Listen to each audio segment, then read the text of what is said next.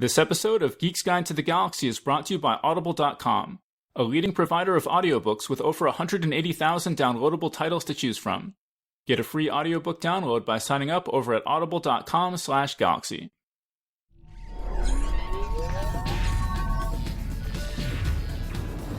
Wired.com presents The Geek's Guide to the Galaxy. And here is your host, David Barr Kirtley. Hello, and welcome to episode 188 of Geek's Guide to the Galaxy. Our guest today is science journalist Kara Platoni, and we'll be speaking with her about her new book, We Have the Technology: How Biohackers, Foodies, Physicians, and Scientists Are Transforming Human Perception, one sense at a time. And today's show is brought to you by Audible.com, a leading provider of downloadable audiobooks with over 180,000 titles to choose from. I've been an Audible customer for over a decade and have bought over 150 audiobooks through the site. Geek's Guide to the Galaxy only releases about an hour of new content each week, and if that's not enough geekiness for you, you should think about listening to some great fantasy and science fiction audiobooks from Audible.com. With an Audible subscription, you can get monthly audiobooks, even giant 34-hour-long audiobooks like Game of Thrones, for only about $15 each. So if you'd like to give them a try, just head on over to audible.com/galaxy and sign up. You'll get a free audiobook download, and if you're looking for a good place to start, you should think about supporting one of the authors that have recently appeared on this show.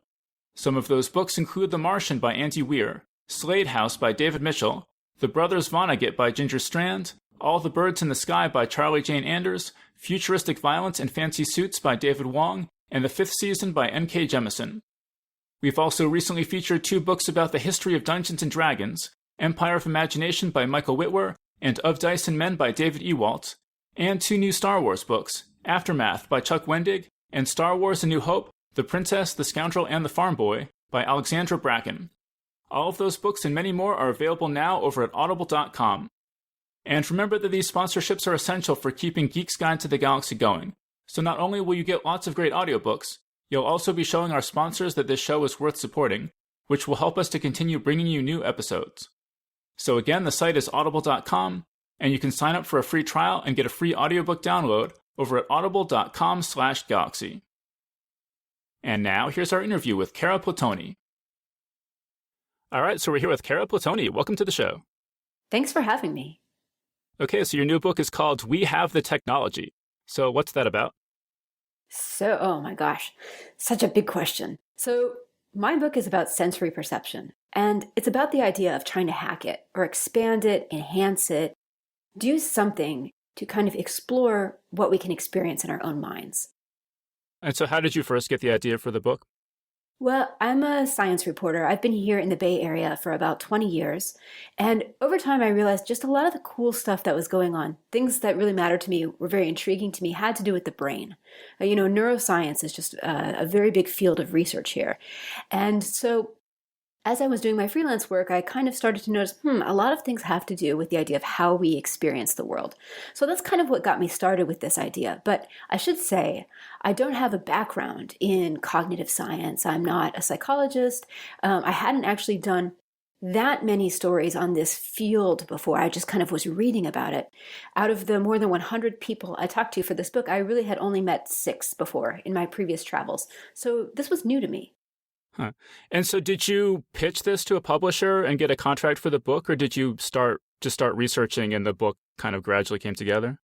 Well, it's kind of a combination of the two. I knew I wanted to do this, but here's the thing. I teach at UC Berkeley in the Graduate School of Journalism, and I knew there wasn't a way to do all the travel this book would involve on top of teaching. So what I had to do essentially was take a leave from my job for a year, go write the proposal, see if anyone would buy it, run around the world for essentially a year, collecting all of the interviews, put it together in a book, and go back to teaching, and hope my job would still be there. So I basically did my first interview on graduation day with one class of students, took a year off, and came back and was ready to go. I filed my book the morning of the start of school for the class 2 years from then, if that makes sense. So it was kind of like winging a prayer for about 15 months. That was my running time for doing the whole thing. Right. Well, and you say in the book that you sofa surfed my way through 4 countries and 8 states, staying with friends, relatives, and fellow journalists. Tell us about that. Yeah, so writing a book, not a high margin industry.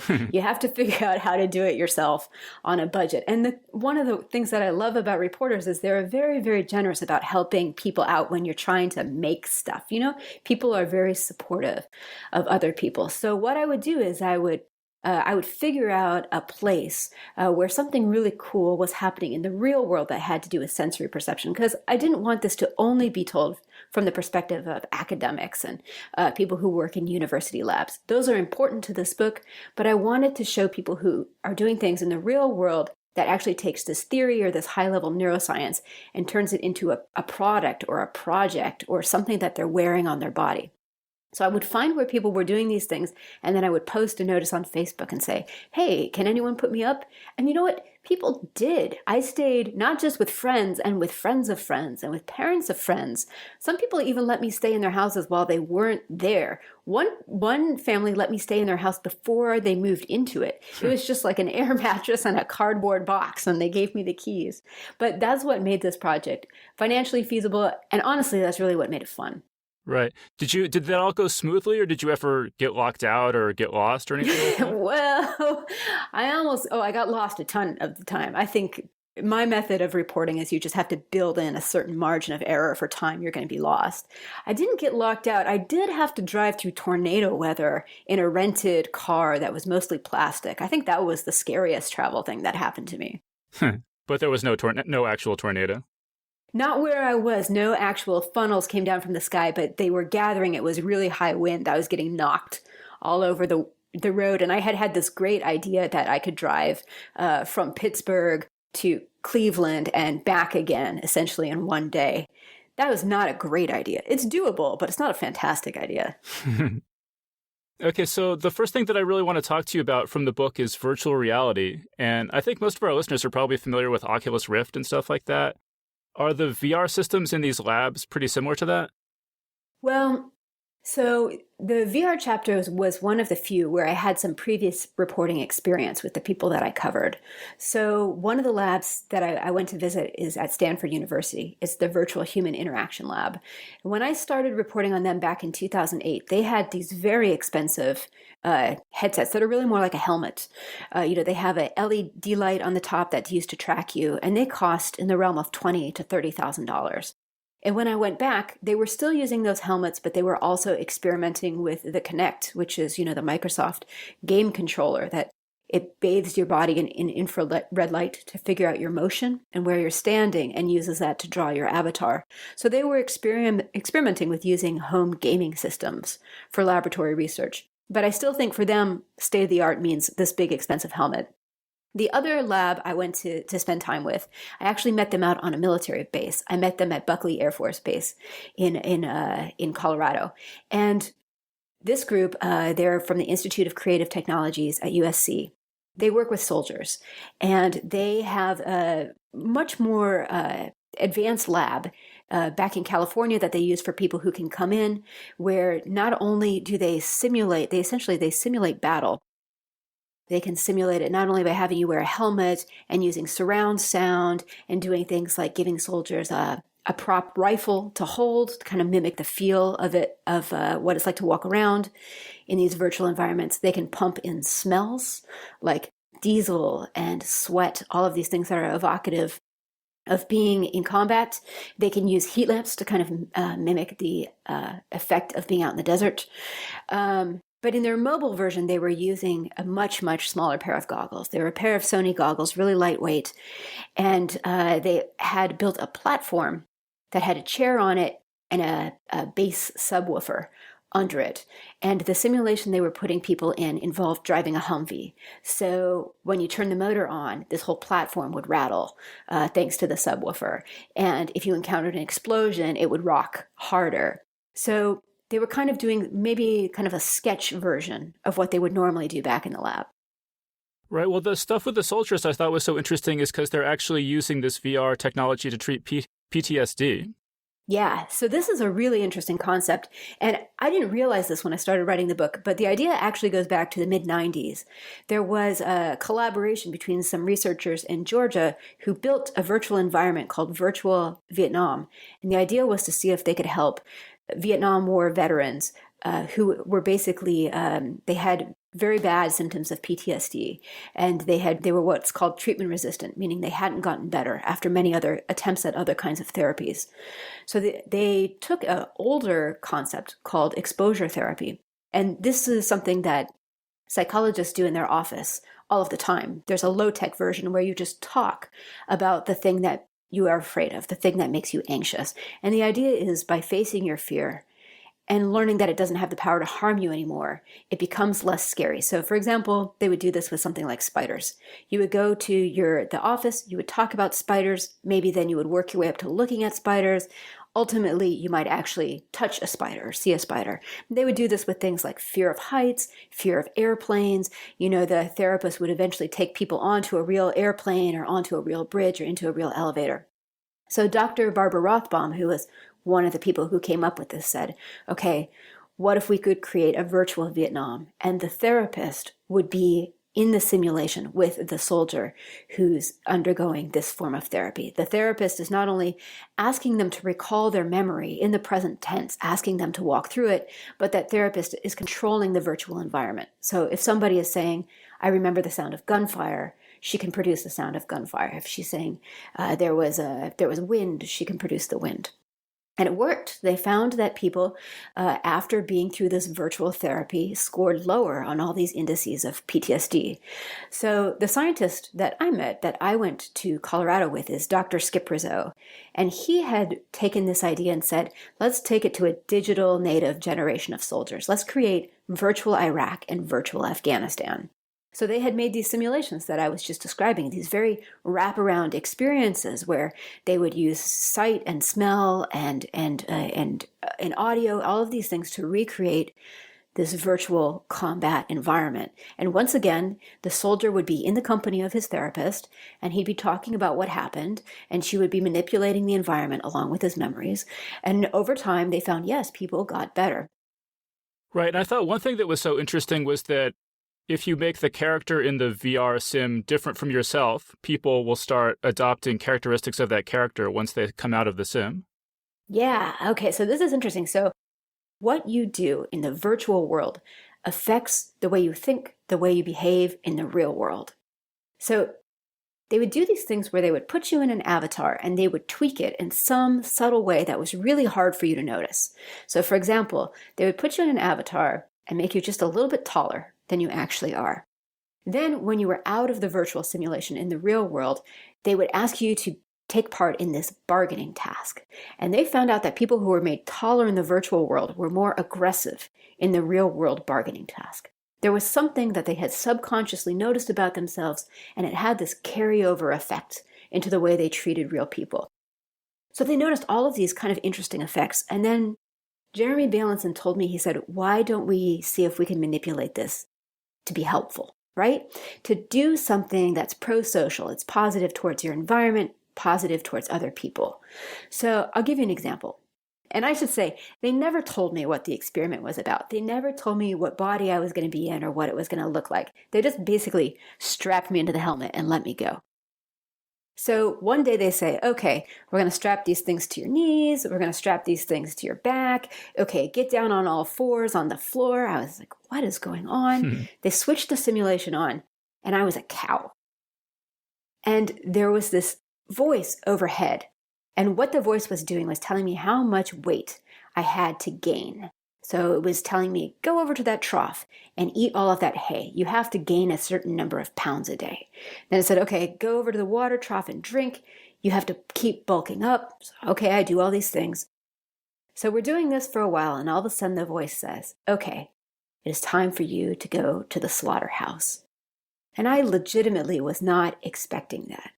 And it's really hard to describe how horrifying that moment was, especially given that I had only been a cow for 3 or 4 minutes at this point.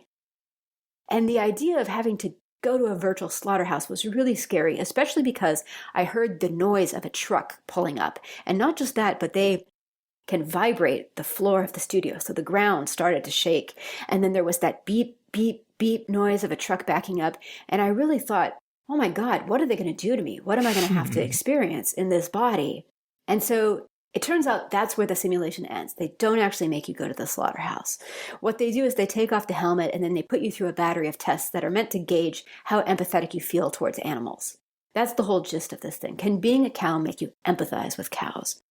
Right. And you mentioned being the cow and eating the hay.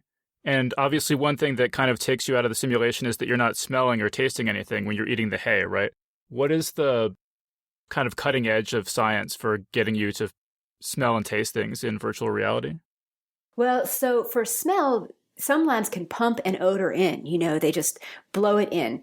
Smell is always a little tricky to control because smell spreads, and then once it dissipates in the room, it doesn't go away. So that's one of the reasons why we don't have things like smell-o-vision at the movies. It's actually very hard to control. Taste, I don't know of anybody who's actually done it in VR. I was asking Skip Rizzo about it, and I said, well, what could you do? And he said, I don't know, like maybe we could feed people a spoonful of sand. They just haven't figured that one out yet. I mean, you did mention one guy who they'll have you eat a plain cookie and they'll make it taste like different things. Yeah, okay, so this is not actually in virtual reality. It's in augmented reality. There's this project called the Meta Cookie that you just referred to. The researchers are in Japan.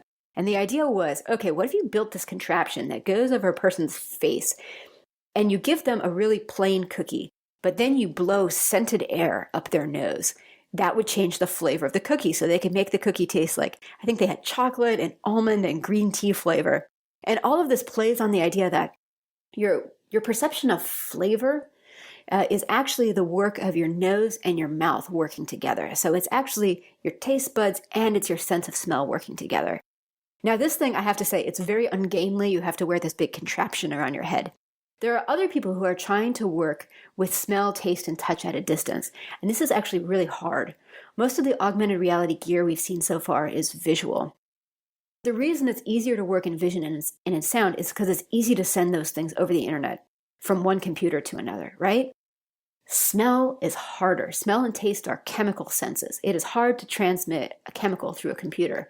So what you have to do is basically have some kind of attachment at both ends, the sending end and the receiving end, that either connects to a person's phone or a computer that's going to emit that chemical.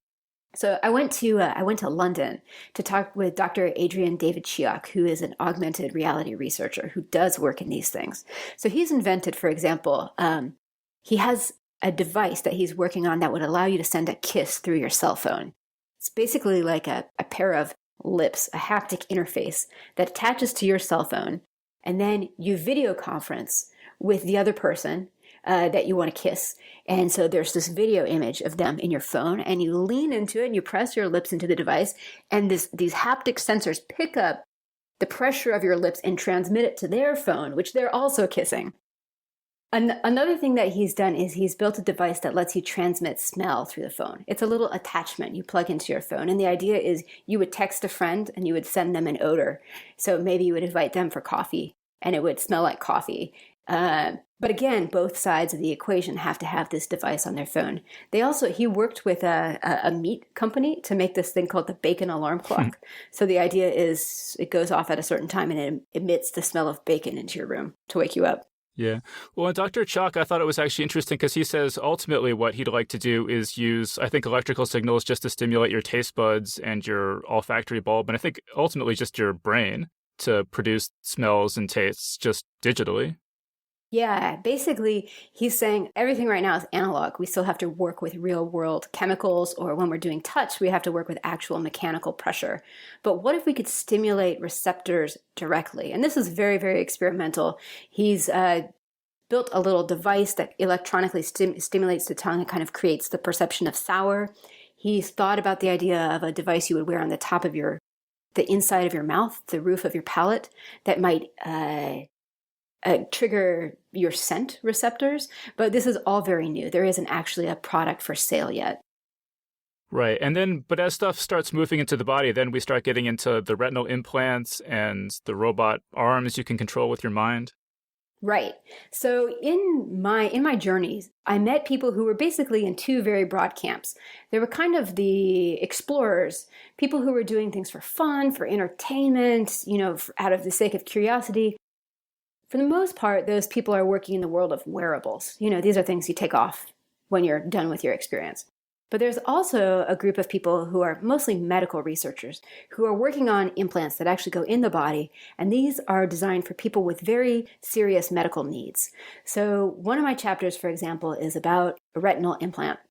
So I met one of the first people to ever volunteer for a retinal implant trial. This is a man named Dean Lloyd, who's here in the Bay Area. He was born with vision, but he lost it as an adult. He developed a genetic disease called retinitis pigmentosa. He was essentially blind for 17 years, and then he volunteered for this study. So he actually has an implant that's inside his eyeball, and the way it works is he wears a set of glasses. There's a camera over the bridge of his nose. The camera translates images to electrical pulses that stimulate basically the implant inside his eye passes these impulses along to his surviving photoreceptors. The information travels the rest of the way up his optic nerve to his brain where it's processed. But it's not vision like he had before. So he doesn't see three-dimensional shapes. He doesn't see a lot of shading. He sees color, but it's random. It's kind of just random bursts of color. What he mostly sees is flashes of light. And these indicate contrast points between dark and light things. So it's not vision as he had it before, because essentially this implant in his eye only has 52 working electrodes. It's kind of like a computer with only 52 working pixels, right? But from it, he still gets a visual experience. So there are groups like that. The company that made his device is called Second Sight. His device is called the Argus 2. I also met with researchers at Stanford who are working on neuroprosthetics that would essentially be brain implants that would allow a person who is paralyzed or a person who who has had an amputation to drive a prosthetic limb with just the power of their mind. They would think, I want to move my arm, I want to move my leg, and it would just naturally move. Now, the trick is not just taking the message from the brain outward, saying, I want to move, this is where I want to go, I want to close my hand, I want to grip this cup. The real trick is that you have to bring information inwards. You have to bring in information about touch, because a prosthetic is very difficult to control if you don't have touch feedback. Right now, most people who have prosthetics are using visual feedback, so they're actually looking at their hand, right? But they're not getting this sensation of how hard am I gripping this thing? Am I about to drop it? What's the texture like? One of the researchers at Stanford told me what they hear people telling them that people want in a prosthetic device is to be able to feel the warmth of a loved one's hand. Well, yeah, but so most of those things we've been talking about deal with restoring function to people who have lost it, but then we also get into the people who just want superpowers, basically, and particularly people who want to experience things that other animals experience. Could you talk about some of the things that other animals experience that people might want to get in on? Yeah, sure. Okay, so right in the middle of this group, there's this kind of biohacker brigade. They're into actually hacking the body with electronics. They're actually developing stuff you can put in your body to see if they can give themselves a new sensory experience. And the reason for this, they were telling me, is because they're frustrated, They were saying, hey, the human body isn't so great. It's limited. There are other animals out there who can do stuff we can't. Like sharks can sense electricity. And humans can only see what we call the visible light spectrum, red to violet. But there are other animals that can sense outside of that range. So, like honeybees can see ultraviolet. Some kinds of snakes, like the pit viper, can sense the infrared. And there are a lot of animals, migratory animals, that can sense magnetic fields. It's kind of a clue to them about which direction to fly or to swim. So this is like fish, sea turtles. They think butterflies can do it, migratory species like monarchs. Even some bacteria seem to be able to do it, not because they're migrating, but because they need to know which direction is up and down in the mud that they live in. So the Grindhouse guys were like, this sucks. What would it be like to see a sunset in ultraviolet or infrared? Or what would it be like to be able to pick up gamma waves or radio waves or all of these other things that are outside of visible light? Or some of them were just frustrated with the human body. They were like, it gets sick. It dies. They told me, this is not the best engineered thing that we could be in. So they're experimenting. When I was there, they had just built this device called Circadia and implanted it in Tim Cannon's arm. Tim Cannon's one of the founders and the leaders of Grindhouse. This thing is about the size of a deck of cards. And what it does is it took Tim's temperature and it ported that information to his cell phone via a Bluetooth connection. Now, that's not really a sensory experience, but this thing was just kind of a demo device. They wanted to make sure, first of all, that they could do it without killing Tim.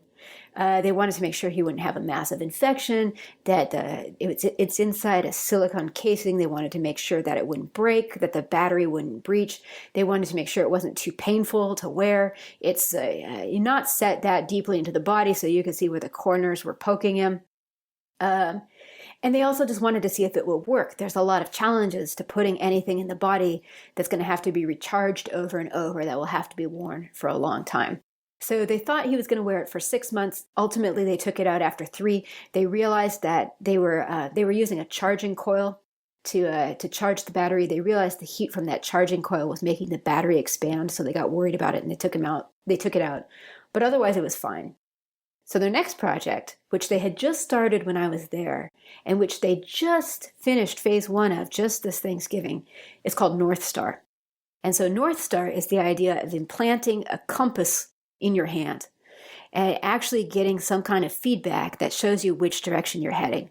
So the idea for North Star, the original idea, is it's a compass and it lights up when you point north, when you're headed north. So when I was there, they were going to Radio Shack to buy supplies. It was just wires on a breadboard. This right around Thanksgiving, they came out with version 1, and they actually implanted it in 5 or 6 people. You can find photos of this online really easily. Go to the Grindhouse Wetware site. It doesn't have the compass in it, though. This is just kind of a demo version to see if it'll work. Can they get it to light up? Can they keep recharging that battery? How will it go? Well, right. And you mentioned that these guys are getting their parts at Radio Shack, so this is not fancy equipment. And that they call themselves grinders because they're inspired by this Warren Ellis graphic novel. Yeah. So Dr. Sleepless is the graphic novel series, and I bet some of your listeners have read it before, but it's kind of this dystopian future in which a lot of people are sort of fed up with how far technology has come, and they're fed up with what there is to buy, what the commercial and medical establishment has to buy. So they've made themselves all their own hacks, their own mods. So one of them is this device that you put in the palm of your hand, and you can feel like your partner, your romantic partner's heart beating in your hand. And they have these. They basically instant messenger through their eyeballs, and there's this group called the Shrieky Girls who are all haptically connected, so everyone in the group is networked so they can feel what the other women are feeling. And some of this sounded like kind of far out at the time. It was a huge source of inspiration for Grindhouse and a lot of other people like them. But when Apple Watch came out and it had that feature where you could feel somebody else's heartbeat and you could feel it against your wrist, I thought, man, this is real. It's real a lot sooner than we thought, So they were totally inspired by Warren Ellis, and they are working with a budget of basically nothing. I should say, they're building the devices in their basement, but they're not doing all of the finished product prep work there, and they're not implanting it themselves in their basement. They're doing that with experienced body modders, body artists, people who are used to doing these kind of jewelry implants. So all of these things are encased in these special silicone enclosures designed to keep them sealed off. And then they're going to somebody who's used to doing implants, and they're doing it there.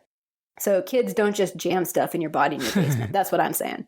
Well, it's funny because in the book you say that among biohackers, asking people who's got a magnet implanted in their body is just like asking geeks who's got a smartphone. Yeah. Yeah, it's the Tim Cannon from Grindhouse says it's your blood sacrifice to the grinder gods. It's like the first thing that you've got to do. But the whole idea is, can you give yourself this extra sensory perception? Would putting a magnet in your hand actually give you this extra experience? And people who have the magnet say, yeah, they can feel something. They can feel when their hard drive spools up. They can, feel when electronics are running. They can feel, like the refrigerator. People have told me they can feel the door. They can feel the surround sound at the movie theater. People said they can feel like when they walk through a security door at Walmart, they can feel that. Now, the question is what they're feeling, right?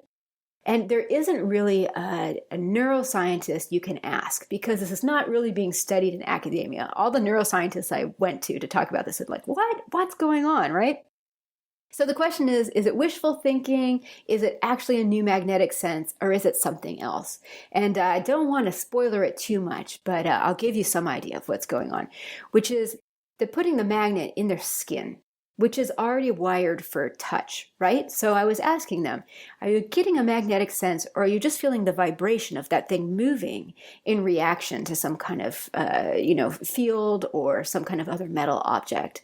And people would say, that's a really good question. They would say, yeah, it's kind of like synesthesia, which is crossover between two senses. They said it's kind of like touch, but it's kind of like something else. And they'd say, and it's giving me information I normally couldn't pick up on. I normally couldn't tell when the hard drive is spooling up, with my hands. I couldn't tell when I'm passing a wire in the wall. So it's something more than that. So what I did was I took this idea to a bunch of neuroscientists and said, hey guys, what do you think's going on? And all of these neuroscientists, without knowing each other, without knowing the biohackers, all gave me the same answer. And when I took their answer back to the biohackers, I said, guys, what do you think of this idea? Every single one of them said, yep, I think that's it. So I think there is an answer. I think it's in my book. I think you should read it. Well, so like, for example, the guy who said that he wanted to watch a sunrise in ultraviolet and infrared, to what extent is something like that possible just by modifying the body parts, like the eyes? And to what extent would you actually have to go in and do something to the brain to make something like that possible? Oh, that's a good question. Yeah, I don't know that there's anything that we can do to the human eye or to the human brain to expand the range of that sense. I don't know. I know most of what we have right now is basically proxy stuff. I don't know if you've heard of this guy, Neil Harbisson, who he's British, and he is one of the first people to kind of hang his shingle out as a cyborg. And he was born colorblind, and he built this device that he calls his eyeborg. It's essentially this antenna that's actually attached to the back of his head. And what it does is it converts color into sound. So he can hear essentially different tone vibrations representing different colors. And he has extended that thing so that it can pick up infrared and ultraviolet. So in a way, he has this proxy experience of what it's like to experience those things. We have other devices like a night vision camera, allows you to see what you couldn't normally during the day. But again, it's a device. It's not truly altering the eye. Right. Well, actually, speaking of altering the eye, I mean, you have a couple different people you talk about in the book who have done things to their eyes, including Rob Spence and Tanya Vlach. And it seems like a lot of these people, or all of them maybe, were influenced by science fiction. They mentioned people like William Gibson and Philip K. Dick for inspiring them to do all this stuff.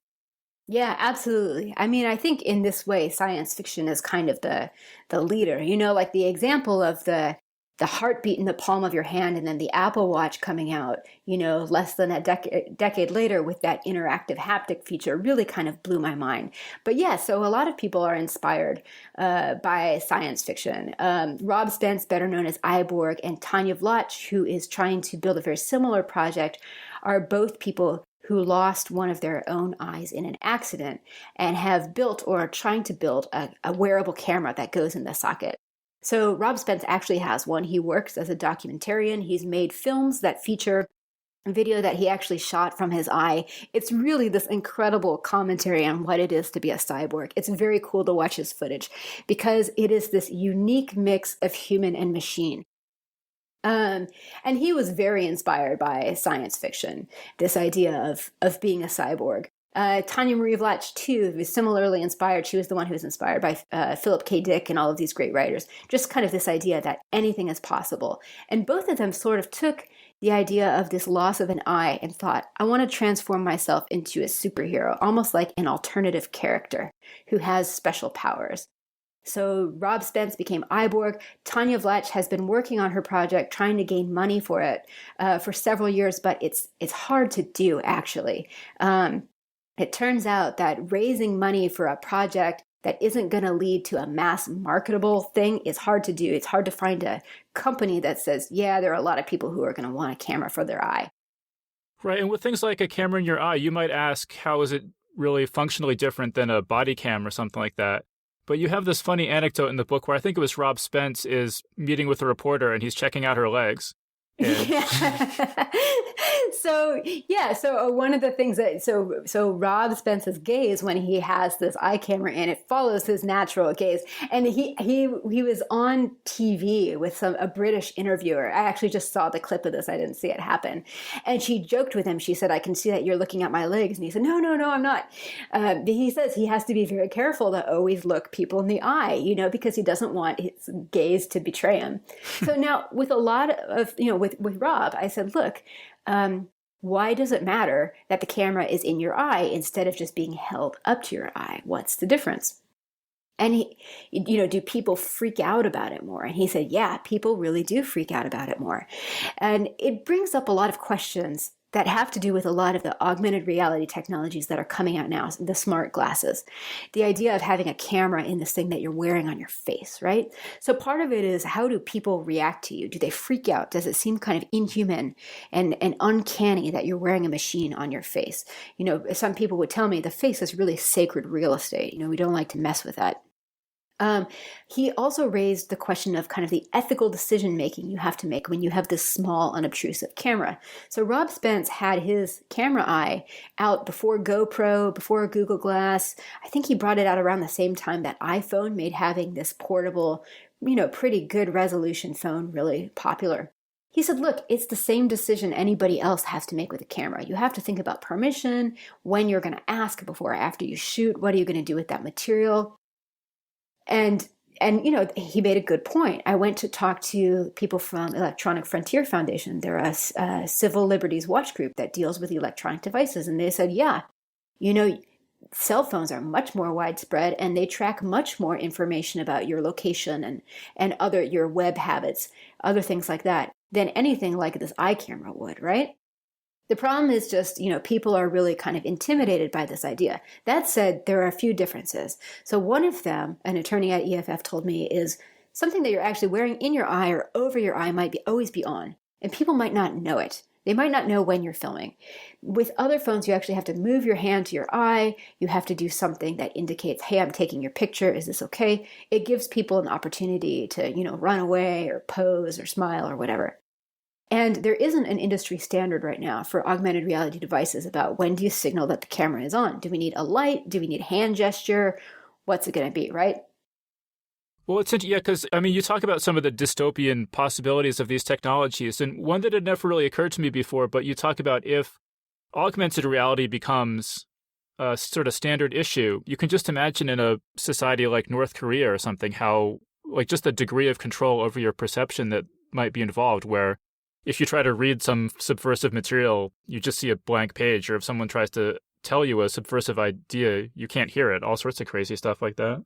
Yeah, there's all kinds of really interesting ethical questions that come up around the idea of augmenting reality. So I went to talk with Adam Wood. He's the leader in a group called Stop the Cyborgs. They actually kind of organized because they had concerns about Google Glass and, specifically kind of the surveillance ideas. And his worries are about networking.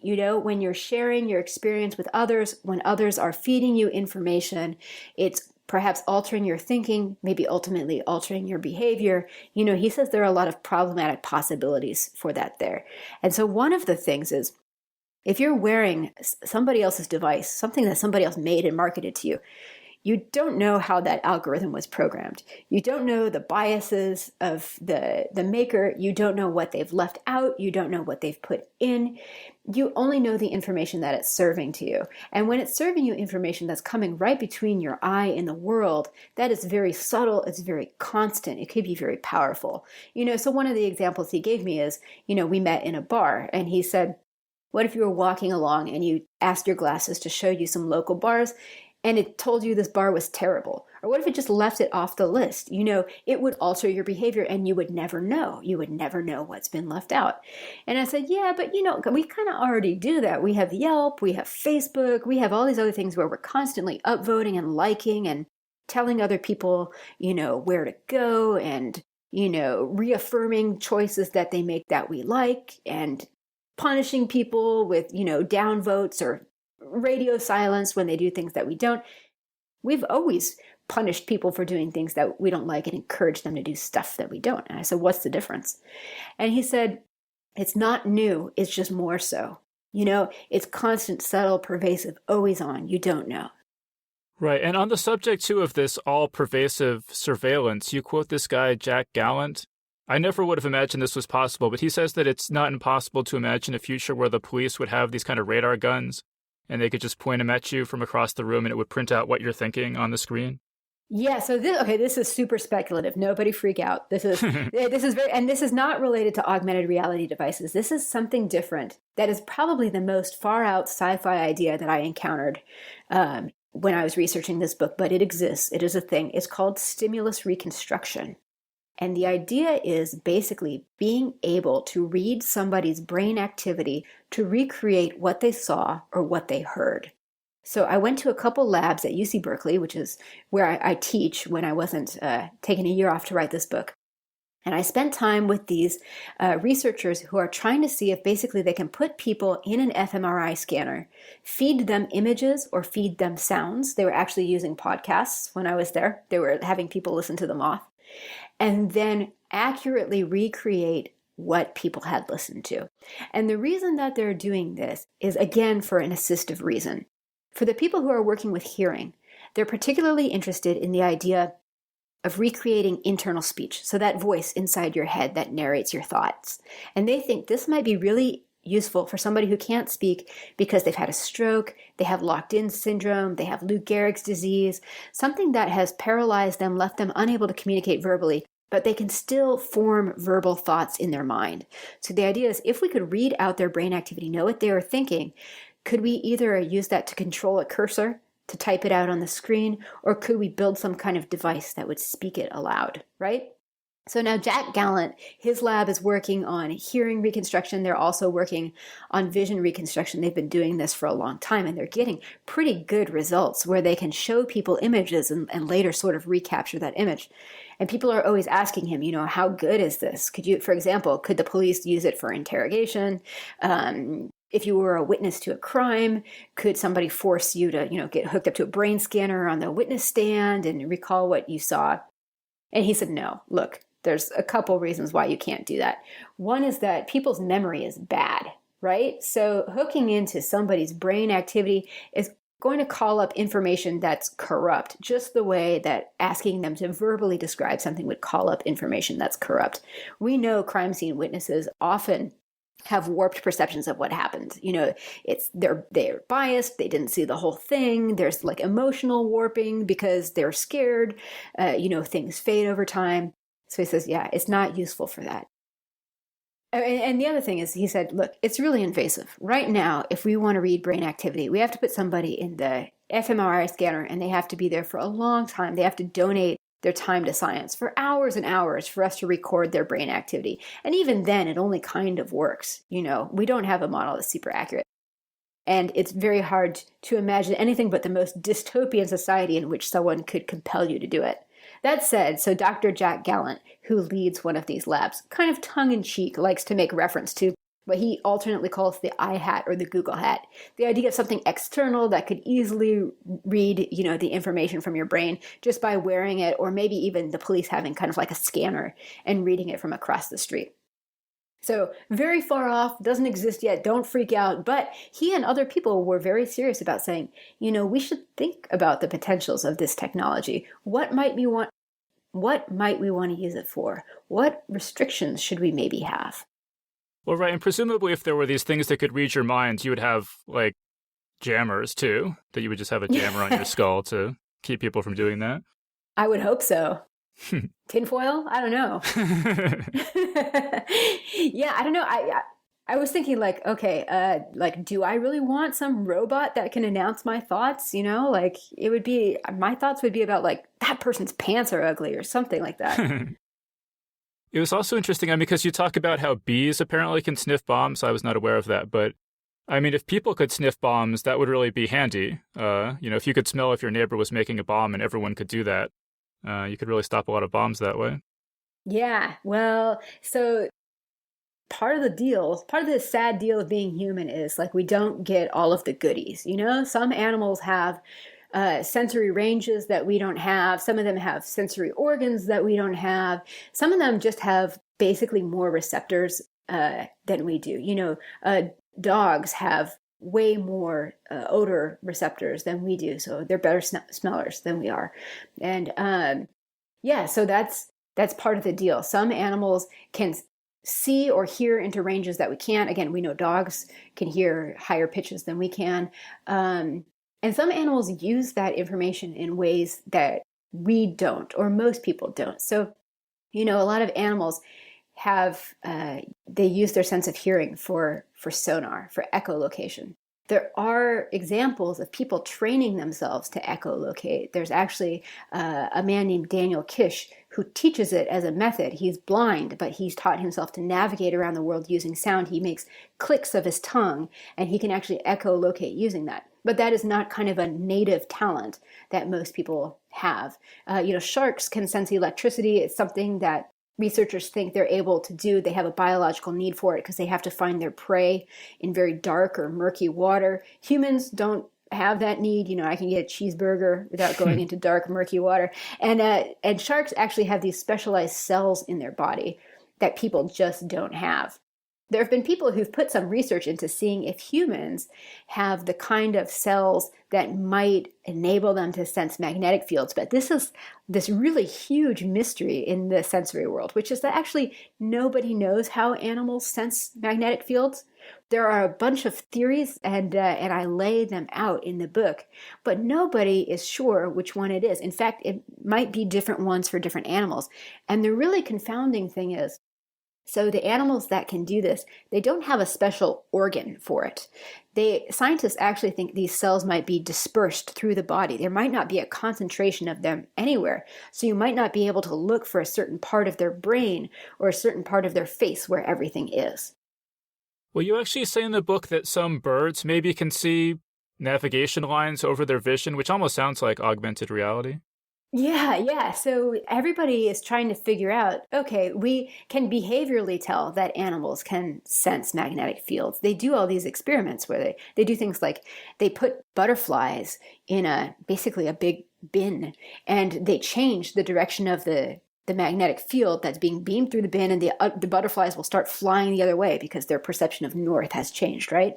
But what is this experience like to the animal? We don't know. There are some theories that for birds, it's actually kind of an overlay on their field of vision. They actually see a line kind of representing the inclination of the magnetic field, but we don't know. And as I put it in the book, try asking a sea turtle, right? There's just not a good way to find out what that experience is like for them. Uh-huh. I mean, there's all sorts of cool stuff in the book regarding augmented reality. You talk about that maybe doctors could see through the skin, or electricians could see wires within the walls. Yeah, so all of these things that people in augmented reality are trying to do are sort of a proxy or like a workaround, a hack for these things that we can't do with our normal bodies. So a lot of augmented reality eyewear, the idea is, okay, could we feed information to the eyes that people normally don't get? So one is, can you overlay information across a person's normal field of vision that will kind of mimic what it would be like to see through a wall or to see into the body? So for example, could you give a doctor an x-ray of his patient's body? So he's looking at his patient and he's seeing the x-ray superimposed on it. Could you give, like a plumber, an image of where the pipes are in the wall so that when they're looking at the real world, they kind of know like, okay, here's where I have to remove the wall. Here's where I have to open up the pipe. there are lots of ideas for just like kind of ordinary things like mapping. What if instead of looking at a map or hearing turn-by-turn directions, instead your glasses just paint a line for you on the ground and you just follow the line till you get to your destination? Or what if you use this for gaming, So like one of the people I was interviewing said, what if you and I are playing laser tag, and when I look at you, instead of seeing you, I see your avatar, some kind of cool other body that you've chosen for this virtual world. So that's one of the ideas. And there's also some very practical applications too. One of the labs that I was working with when I was researching this book, they had some military interests. So they were saying, okay, what if we could do things like create a contrast adjustment in the glasses so that a soldier who is standing outside in the bright sunlight can look into a dark room and still see. You know how normally when you do that, it's just fuzzy, it's just black or red, you can't see anything. There was a group that was experimenting with a zoom contact lens. So there are people who are playing with this idea of what if we could augment normal vision. But again, I should be clear, these are wearable stuff that you take off. It's not actually changing your tissue, your flesh. It's not something you could pass along to your offspring, if you had kids. It's not permanently altering the human body. So it's kind of a shortcut to an evolutionary step up. It's kind of a hack. Right, yeah, but eventually, hopefully, we'll be able to just pretend we're paying attention to somebody, but actually be watching a movie inside our head. That's my goal. I keep thinking of you remember Calvin and Hobbes, where he cuts the ping pong balls in half and he draws the eyeballs on them, and yeah. He's in class with the ping pong ball. Yeah, it'll be like that. Is there any research being done into turning off sensations? Like if I have a headache, I'm like, okay, thanks for the heads up, but I'm just going to turn that off for now. Or if somebody's snoring, I could turn off my hearing, stuff like that. Wow. Oh, man. No, I've never heard of anything like that. I've heard of sensory deprivation tanks, where people go in and float around because they want some time off.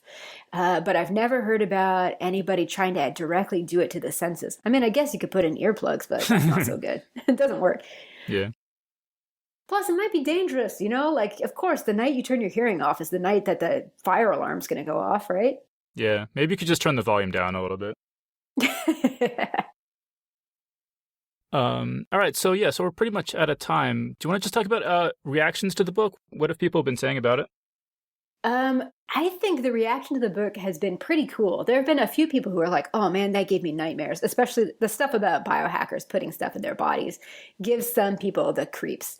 But most people have been pretty into it. I think lots of people care about this idea of what happens in your mind and can we expand it? Can we change it? I think this is just kind of a perpetual human interest that goes all the way back to storytelling and psychedelic drug use. I think people have always been curious about experiencing lives that aren't theirs. That said, a lot of people raise, certain ethical questions. One of them is, are we getting to the era when we don't know that we're being affected? When these things can be worn so intimately, so close into the body, or they're just on all the time and they're affecting them and you don't know that they're affecting you. And do we want that? So that is a question that people bring up a lot. I think the other question people bring up a lot is, where can I get one? Okay, great. And then just finally, is there anything else that you're working on or just anything else you want to mention? Let me see. Okay, so my website, caraplatoni.com. I'm on Twitter @caraplatoni. I am a freelance science reporter when I'm not teaching. So what I hope to do is follow up on some of the cool research that was just getting underway in my book. But I'm also always on the lookout for something new. So who knows what comes next? So it'll be like we have even more technology or something like that? Yeah. We have even more technology. All right, great. So, so we've been speaking with Cara Platoni, and the book is called We Have the Technology. So, Cara, thank you so much for joining us. Thanks for having me. This was an awesome conversation. And that was our interview. So, big thanks again to Cara Platoni for joining us on the show.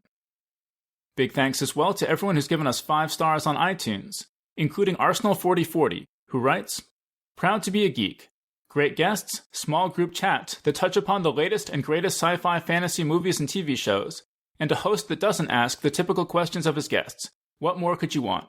Geek's Guide has made me dust off old books and go looking for new ones, and it's also made me realize how much I love sci-fi and fantasy. So big thanks again to Arsenal4040 for that great review. And remember that Geek's Guide to the Galaxy is made possible thanks to support from listeners like you. So if you enjoy the show and want it to continue, please sign up to give us $1 or $2 per episode over at patreon.com/geeks. And if you'd rather make a one-time or fixed monthly contribution, you can do that via PayPal over at geeksguideshow.com/crowdfunding.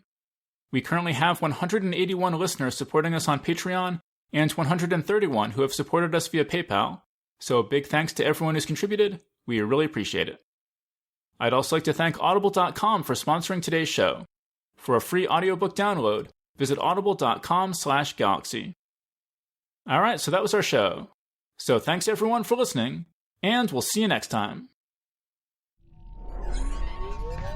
The Geek's Guide to the Galaxy is a production of Wired.com. For more information about the show, visit geeksguideshow.com. To learn more about your host, visit davidbarrkirtley.com. Music and voiceover produced by yours truly, Jack Kincaid. If you enjoyed this program, tell your friends. If you didn't enjoy it, tell no one. Thank you for listening.